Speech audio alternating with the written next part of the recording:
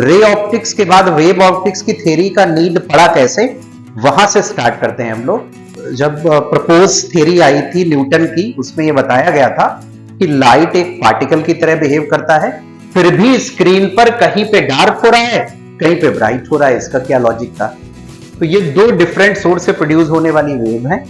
तो इंटेंसिटी हम किसी भी वेव से लिखेंगे तो आई इंटू के, ए स्क्वायर, के कॉन्स्टेंट, ए एम्पलीट्यूड। और जैसा कि पिछली क्लासेस में हमने देखा था कि लाइट एक्चुअली दो तरह के मिथ है। लाइट दो तरह से परफॉर्म करता है, एक रे ऑप्टिक्स, पार्टिकल नेचर, जिसके एग्जाम्पल्स बहुत सारे हैं, रिफ्लेक्शन है, रिफ्रैक्शन है, और एक है वेव ऑप्टिक्स। रे ऑप्टिक्स के बाद वेव ऑप्टिक्स की थ्योरी का नीड पड़ा कैसे, वहां से स्टार्ट करते हैं हम लोग। तो एक्चुअली जब प्रपोज थ्योरी आई थी न्यूटन की, उसमें यह बताया गया था कि लाइट एक पार्टिकल की तरह बिहेव करता है। किसी भी सोर्स से लाइट पार्टिकल की तरह निकलती है और मीडियम में प्रोपोगेट करती है। न्यूटन ने इस थ्योरी का इस्तेमाल करके, यूज करके, उसने रिफ्लेक्शन ऑफ लाइट को एक कोलिजन की थ्योरी से एक्सप्लेन किया। लास्ट क्लास में हमने आपको बताया था कि जैसे कोई बॉल किसी सरफेस पे हिट करती है तो वो इंसिडेंट एंगल के हिसाब से रिफ्लेक्टेड एंगल पे सेम मीडियम में बैक होती है, सेम लाइट फिनोमेना शो करता है। बट लेटर ऑन रिफ्लेक्शन और रिफ्रैक्शन न्यूटन ने बिल्कुल क्लियरली एक्सप्लेन कर दिया अपनी थ्योरी से। अब कहां से डिमेरिट्स आए थ्योरी के, वहां से स्टार्ट करते हैं हम लोग। एक्चुअली एक प्रॉपर्टी होती है लाइट की कि जब लाइट को किसी मीडियम में दो डिफरेंट सोर्स से पास करें, जब लाइट को किसी मीडियम में दो डिफरेंट सोर्स से पास करें और फिर सामने की साइड में एक स्क्रीन लगाएं और उस स्क्रीन को माइक्रोस्कोप से हम यदि ऑब्जर्व करते हैं तो हमने ये देखा गया कि उस स्क्रीन पे जो लाइट की इंटेंसिटी है, इंटेंसिटी का मतलब होता है लाइट का प्रेजेंस कैसा है। तो जो इंटेंसिटी ऑफ लाइट है माइक्रोस्कोप से देखने से वो कुछ पैटर्न में फॉर्म करती है। और कैसे पैटर्न में? लाइंस के पैटर्न में फॉर्म करती है। और ये उसी तरह से होता है जैसे किसी व्हाइट पेपर पे आप डार्क लाइंस खींचते हैं। तो फॉर एग्जांपल जैसे मैंने एक डायग्राम ड्रॉ किया है, ये लाइंस है और इन लाइंस की इंटेंसिटी बहुत ही कम पाई गई और बीच में इंटेंसिटी बहुत ज्यादा पाई गई। इस एरिया में इंटेंसिटी लाइट की मैक्सिमम है। ये ब्लैक स्ट्रिप फॉर्म हो गई, काली पट्टियां, और these black strip has minimum intensity. इनकी इंटेंसिटी क्या हो गई? बहुत कम है। बहुत कम इंटेंसिटी लाइट की होने की वजह से, एनर्जी बहुत कम यहां पर होने की वजह से लाइट ये पोर्शन डार्क दिखता है, उसके जस्ट बगल में पोर्शन ब्राइट दिखता है। अब इस पैटर्न को जनरली एक्सप्लेन करना बड़ा मुश्किल था न्यूटन की थ्योरी से कि लाइट दोनों सोर्स से रही है, कॉन्टिन्यूसली लाइट दोनों सोर्स से आ रही है, फिर भी स्क्रीन पर कहीं पे डार्क हो रहा है, कहीं पे ब्राइट हो रहा है। इसका क्या लॉजिक था?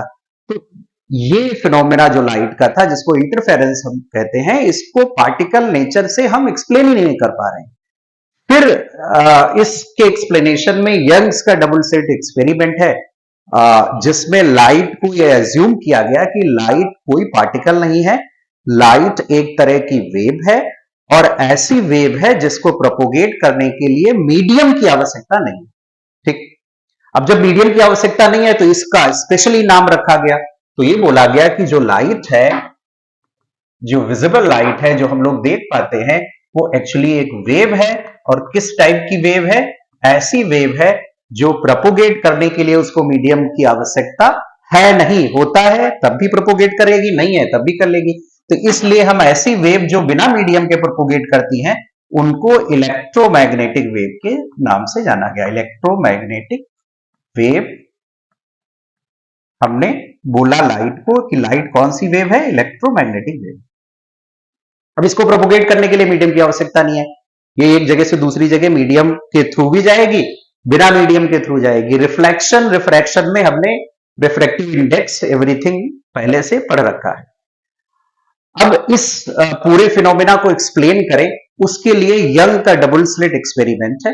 उसमें यह बताया गया कि लाइट को जब दो डिफरेंट सोर्स से पास करते हैं, जैसे फॉर एग्जांपल हमारे पास एक ये ओपेक मटेरियल है, उस पे हमने दो छोटे छोटे होल्स किए जिनको स्लिट कहते हैं, एक S1 नाम रखा, दूसरा S2 नाम रखा।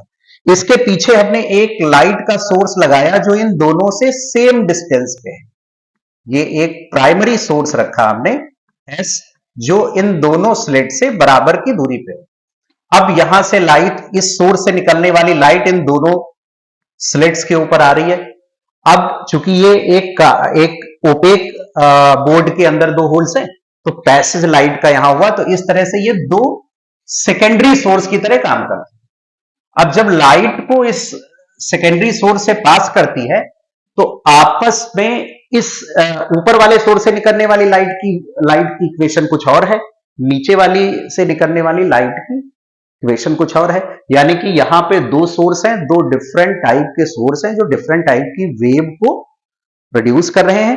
अब ये दोनों वेव जब एक ही मीडियम में आगे बढ़ती हैं तो आपस में मर्ज कर जाती हैं, and this theory is taken from the concept of the superposition of wave.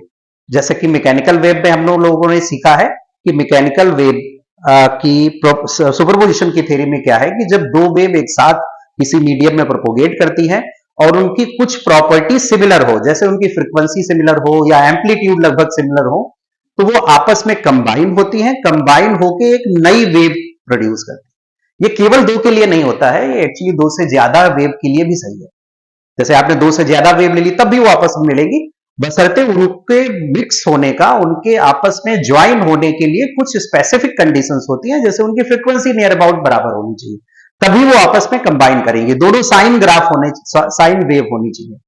तो जब सिमिलर वेव है, सिमिलर पैटर्न की वेव है, तो आपस में कंबाइन होती हैं, कंबाइन होकर के they form a new wave, और that produced new wave also having the similar property like the individual. पुरानी वेव से वो एक जैसी प्रॉपर्टी रखती हैं। इसको हम लोग सुपरपोजिशन कहते हैं। तो उससे पहले इस इंटरफेरेंस के पैटर्न को एक्सप्लेन करने के लिए सुपरपोजिशन की थ्योरी का इस्तेमाल किया गया। तो हम लोग उसी से आगे बात करते हैं कि ये अज्यूम कर लेते हैं कि दो वेव है, दो सोर्स से डिफरेंट वेव प्रोपोगेट हो रही हैं, और उन वेव की इक्वेशन हम पहले ले लेते हैं कि सपोज लिखते हैं हम लोग, suppose two wave produced by two different source.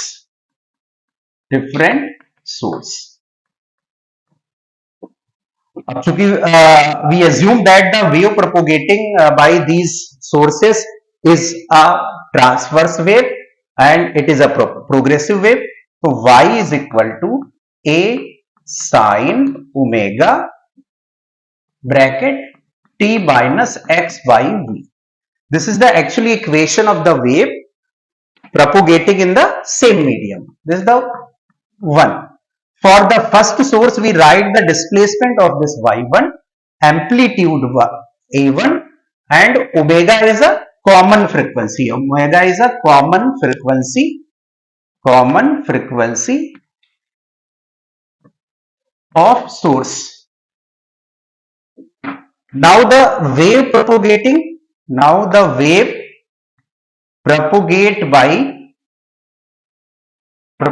by second source. दूसरे सोर्स से जो वेव निकलेगी उसको कैसे लिखेंगे? से द डिस्प्लेसमेंट y2 है, एम्पलीट्यूड a2 है, and both having the similar pattern, तो फ्रीक्वेंसी दोनों की ओमेगा है, t minus x by V plus phi. अब ये फाई क्या है? फाई माना इनिशियल फेज है कुछ। फाई को क्या कहेंगे? दोनों सोर्स के बीच से निकलने वाली वेव के बीच में कोई ना कोई इनिशियल फेज है, कोई एंगल है, तो उसको हमने ले लिया फाई से। तो ये दो डिफरेंट सोर्स से प्रोड्यूस होने वाली वेव है। अब कंडीशन क्या है सुपरपोजिशन की? कंडीशन ऑफ सुपरपोजिशन क्या है? If both wave have equal frequency, से ओमेगा है, if they producing different frequency, then superposition between these wave is not possible. तो कब पॉसिबल होता है? कि जब दोनों सोर्स से निकलने वाली वेव की फ्रीक्वेंसी एकदम सेम हो, एकदम एक जैसी। ठीक है, तो जब वेव की फ्रीक्वेंसी एक है तो सुपरपोजिशन करेंगी, और सुपरपोजिशन का प्रिंसिपल क्या कहता है, तो एक हम लोग देखते हैं कि according to the principle of superposition of wave, that is the resultant wave formed with the combination of different wave has the displacement is equal to the vector sum of the displacement of the each wave। क्या मतलब हुआ इसका, means जो एक से ज्यादा wave किसी medium में निकल रही हैं, जब वो कंबाइंड होती हैं, कंबाइन होकर जो नई वेव बनाती है, this new wave having the displacement, उसका जो डिस्प्लेसमेंट होता है सारी वेव के डिस्प्लेसमेंट के वेक्टर सम के बराबर होता है। तो this is the basic theory. तो सेम थ्योरी को हम लोग यहां इस्तेमाल करेंगे और ये देखेंगे कि यहां पे वेव कितनी है, दो वेव है, y1 और y2। तो according to this theory of superposition of wave, then resultant wave, if the resultant wave having the displacement y, then it is equal to the vector sum of displacement of these two wave। तो basic phenomena we people are using here, हमने दोनों wave के जो displacement है उसको add कर लिया। अब ये जो y है ये कौन सी वेव है, ये भी प्रोग्रेसिव वेव ही है। क्यों प्रोग्रेसिव वेव है, क्योंकि उसकी इक्वेशन लगभग उसकी जैसी है, फ्रीक्वेंसी उसकी सेम है, एम्पलीट्यूड में थोड़ा फर्क है। y1 y2 ये दोनों डिफरेंट सोर्सेस से निकलने वाली वेव्स है। तो अब ये जो y वेव है इसको लिखने का पैटर्न हमने क्या लिया, this y is equal to capital A sine omega t minus x by v plus से delta. This is the resultant wave. अब इस रिजल्टेंट वेव की इक्वेशन में यदि आप देख पा रहे हैं तो इसमें a जो है वो डिफरेंट है, that is not exactly equal to a1 और a2, that is called the resultant amplitude. Resultant amplitude of combined wave, and this delta is a new phase difference, जैसा कि हमको पता है कि किसी भी वेव की जो इंटेंसिटी है वो उसके एम्पलीट्यूड के फंक्शन में होती है। तो intensity of any wave can be written k into A square. इसमें k क्या है, k कांस्टेंट है, कुछ चीजों पे डिपेंड करता है। किन किन चीजों पे ये k कांस्टेंट डिपेंड करता है, k डिपेंड करता है मीडियम की डेंसिटी क्या है, उस मीडियम में वेव की स्पीड क्या है, फ्रीक्वेंसी क्या है वेव की, तो इन सब चीजों पे ये कांस्टेंट डिपेंड करता है। अब चूंकि कंडीशंस यहां पे ऐसी हैं कि फ्रीक्वेंसी, डेंसिटी, स्पीड सारी एक मीडियम में कांस्टेंट है, तो ये दोनों वेव्स के लिए ऐसा केस है। तो इंटेंसिटी हम किसी भी वेव से लिखेंगे तो I इंटू के ए स्क्वायर, के कांस्टेंट, ए एम्पलीट्यूड। अब होता क्या है सुपरपोजिशन की थ्योरी में, जब इन दोनों वेव आपस में मिक्स करके एक न्यू वेव बनती है तो जो रिजल्टेंट इंटेंसिटी है वो रिजल्टिंग एम्पलीट्यूड के हिसाब से वेरी करती है। तो जहां पे रिजल्टिंग इंटेंसिटी मैक्सिमम होती है वो पॉइंट ब्राइट दिखते हैं, और जिस प्लेस पे रिजल्टिंग इंटेंसिटी मिनिमम होती है वो पॉइंट डार्क दिखते हैं। दैट्स वाई स्क्रीन का माइक्रोस्कोप से ऑब्जर्वेशन करने पे ये मिलता है कि लाइट कॉन्टिन्यूअस ना होकर के एक पैटर्न में फॉर्म करती है। उस पैटर्न को हम लोग फ्रिंजेस कहते हैं। इंटरफेरेंस में जो फ्रिंजेस की थिकनेस है वो लगभग बराबर है, ठीक है, तो लगभग बराबर थिकनेस फॉर्म होती है। तो ये पैटर्न हम लोग यूज कर रहे हैं। यदि थोड़ा सा इसमें आगे मैथमेटिकल अप्रोच से हम लोग आगे बढ़े तो जो रिजल्टिंग वेव है उसकी इक्वेशन हमने ये आपको लिख के दिखाई है।